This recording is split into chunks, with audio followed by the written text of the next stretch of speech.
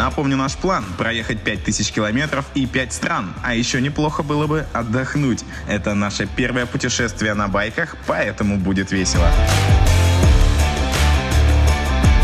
Сейчас идет 17-й день нашего путешествия по Скандинавии. И как только Таня поймет, что надевать футболку через шлем неправильно, мы пойдем складывать вещи и отправимся в путь до Леголенда. Кстати, про складывать вещи. У нас уже был ролик на канале, как мы, абсолютно не представляя, что нам может понадобиться, собирали вещи. Так вот, важно не только, что ты берешь с собой, но и как ты это будешь крепить на мотоцикл. Озадачьтесь этим вопросом заранее. Скажу сразу, стропы и пауки неплохо, но очень долго. Такой вид у меня каждое утро. Каждое утро мы упаковываем вещи. А каждый вечер мы их распаковываем. А каждое утро мы их упаковываем. Если вы вдруг поедете в мотопутешествие, молю вас, отнеситесь ответственно к тому, что берете, потому что каждый килограмм – это боль.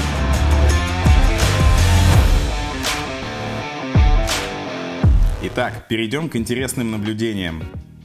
Когда ты попадаешь в Данию, даже не в Копенгаген, который считается мировой велостолицей, ты сразу сталкиваешься с тем, насколько тут любят двухколесные педальные средства передвижения. В реальности правят балом тут велосипеды. Они ущемляют и вытесняют не только автомобили, но и обычных пешеходов. Расскажи, что больше всего тебя удивило в одном из старейших городов Дании. Я не могу понять, как они умудрились сделать 0 дорог для мотоциклов и двухполосную для велосипедистов. И такую узкую для пешеходов. Ну, для сравнения, тут идут пешеходы, а вот эта дорога полностью для велосипедистов. Двухполосная. Я не шучу, здесь настолько большие велодорожки, что Таня однажды перепутала ее с реальной дорогой и прекрасно проехала по ней, прибавив газу, естественно. Вдоволь нагулявшись по городу, где появились викинги, об этом в предыдущем видео, мы отправляемся с тобой в путь до Леголенда, который проходит через милую деревушку Эллинг, находящуюся рядом с озером Форуб. В Эллинге находится вещь, которую мы никак не могли пропустить. Мы находимся у очередного курганного комплекса. Шучу, мы нашли рунные камни в Дании.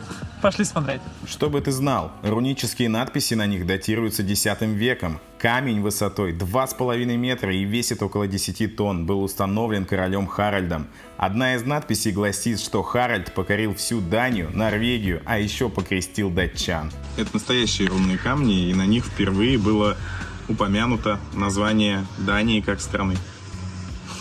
Как-то так. А еще в Дании идеальные газоны. И это не просто так. У Тани появилась новая шутка. Расскажешь? Вся суть вон в том маленьком. Не пылесосе, господи, вон в той маленькой автоматической газонокосилке. В общем, у нее расцветка, как у моего Харлея. Он прям оранжево-черный. У меня есть кадры поближе, вы посмотрите. Это газонокосилка по цвету, как мой Харлей, а по звуку, как Женин.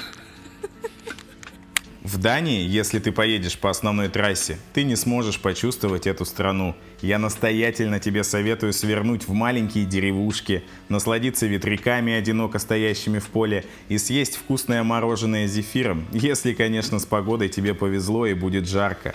Дания – страна красивых ветряков и облаков в плохом разрешении. Они всегда смотрятся так, как будто это фон в плохом качестве, снятый на плеточный кодек.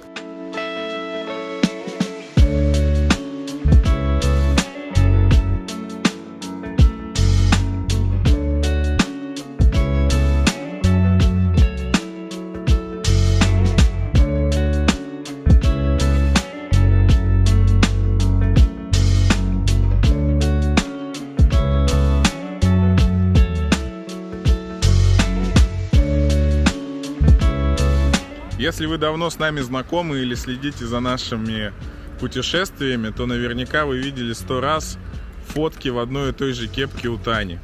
Эта кепка много для нее значила, но сейчас она пропала. Мы крепим кепки на брюки, но сейчас, приехав в Леголенд, который уже рядом, мы ее не обнаружили. Я буду помнить тебя. Ты объехала со мной почти все континенты. Я надеюсь, что их не сняли с продажи, потому что именно эта модель особенно близка и дорога моему сердцу. Что же Дания? Даже Норвегия не смогла у меня ее отобрать. А Дания... Да ну тебя. Напишите в комментариях, какая кепка могла бы посоперничать с той, которая была у Тани. Мы поедем в сторону викингов, говорил он. Там суровые мужики и рудные камни. Рунные камни. Женя, где мы? Мы исполняем давнюю мечту Тани. Эй! Леголенд. Ладно, на самом деле шучу. У нас есть вот такие вот брелки, которые мы покупали еще в Европе. И то было тогда большое путешествие для нас. Но на текущий момент у нас есть новое большое путешествие, за которым, я надеюсь, вы тоже следите. И мы должны купить новые брелки. Лего в виде викингов, иначе я не играю. Самый большой магазин Лего, и уж если здесь не будет викингов, то я не знаю, где их найти. Этот Леголенд был открыт в 1968 году. Это первый Леголенд в мире. Сегодня их существует уже 8. На сегодня это самый крупный Леголенд, состоящий в общей сложности более 46 миллионов кубиков Лего. Да. Самый интересный факт еще заключается в том, что Лего от 60-х годов, когда было создано, до сих пор подходит к новым моделям Лего, и вы можете комбинировать их и использовать дальше. Кайф. По площади этот парк занимает примерно 100 тысяч квадратных метров. Говорят, что Уолт Дисней был настолько потрясен, когда посетил Леголенд, что, вернувшись в США, сделал свой парк по образу и подобию Леголенда. Если что, я про Диснейленд, и я его прекрасно понимаю. Здесь своя маленькая страна с мельницами, огромными известными зданиями, уютные улицы, по которым ходят корабли. И все это сделано из кубиков Лего. А еще можно увидеть то, чего в реальном мире не встретишь в Скандинавии, если путешествуешь летом. Это гостиницы. Здесь всегда все занято. Скрывать не буду, я немного расстроен тем фактом, что не смог найти ни одного брелка нормального, не то что про викингов. Вообще. И самое прикольное, Леголенд работает до 8 часов вечера. Но магазины, коих здесь огромное количество, закрываются все намного раньше. Ну, приколюха Скандинавии. Есть только один единственный работающий магазин, но там все не очень. Я сделал Таню. Это шлем мотоцикла, какой она хотела.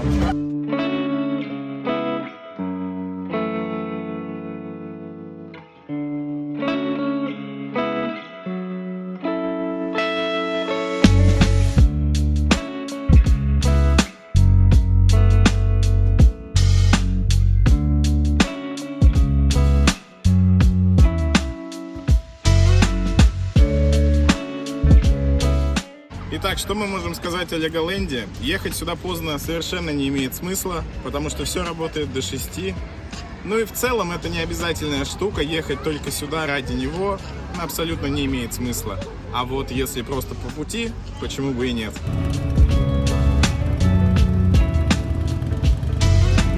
Через пару часов, как мы выехали в Копенгаген, обнаружилось, что мы плохо спланировали маршрут и тайминг поездки, поэтому очень скоро начали появляться первые трудности. Как можно понять, мы немножко не рассчитали наш маршрут, поэтому холодает. Таня уже надевает свой розовый дождевичок. Любимый розовый дождевичок. И, как вы понимаете, солнце уже садится, село почти, а нам еще 200 километров до Копенгагена. Погнали!